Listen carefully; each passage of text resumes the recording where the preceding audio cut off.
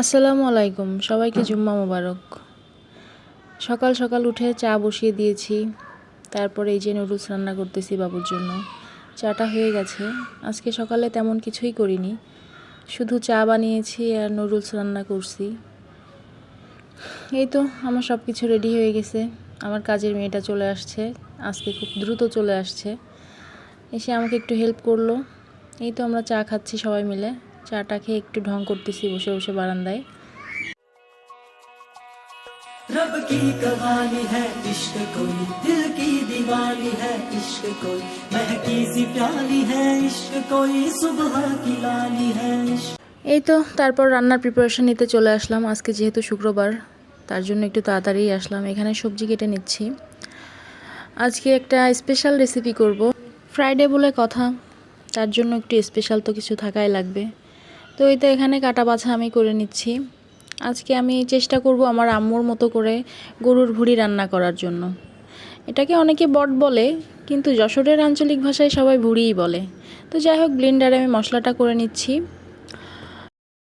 বেগুন আর পটল ভাজি করব, হলুদ লবণ দিয়ে মেখে রাখবো কিছুটা সময়। তারপরে আমি এই তো চুলায় প্রেসার কুকার দিয়ে দিচ্ছি। ভুঁড়িটা আগে সিদ্ধ করে নেব হালকা মশলা দিয়ে। এই যে আমি একে একে পেঁয়াজ, হলুদ, মরিচ, গরম মশলা, তারপরে আদা রসুনের পেস্ট, জিরা বাটা সব কিছু দিয়ে আমি নেড়ে এটাকে একটু কষিয়ে নিচ্ছি। তারপরে আমি এখানে ঢাকনা দিয়ে ঢেকে কয়েকটা বাঁশি দিয়ে নিব। পাশের চুলায় আমি একটা ভাজা মশলা করব, তার জন্য গরম মশলা আর জিরা দিয়ে দিয়েছি। তারপরে এই যে ভুঁড়িতে আমি আলু ভেজে দিব, তার জন্য আলুগুলা ভেজে নিচ্ছি।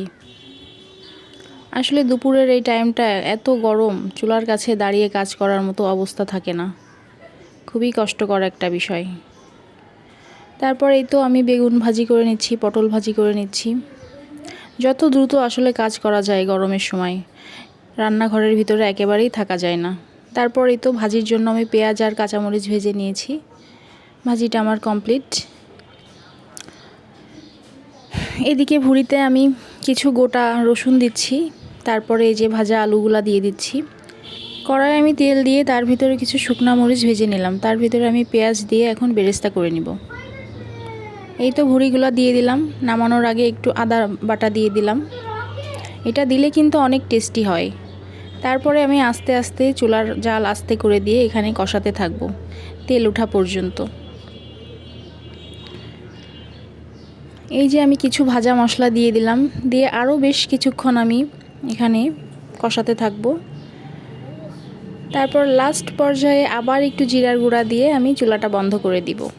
এই তো রান্নাবান্না কমপ্লিট। শুধু রান্না করলেও তো হবে না, নিজের যত্নও নিতে হবে।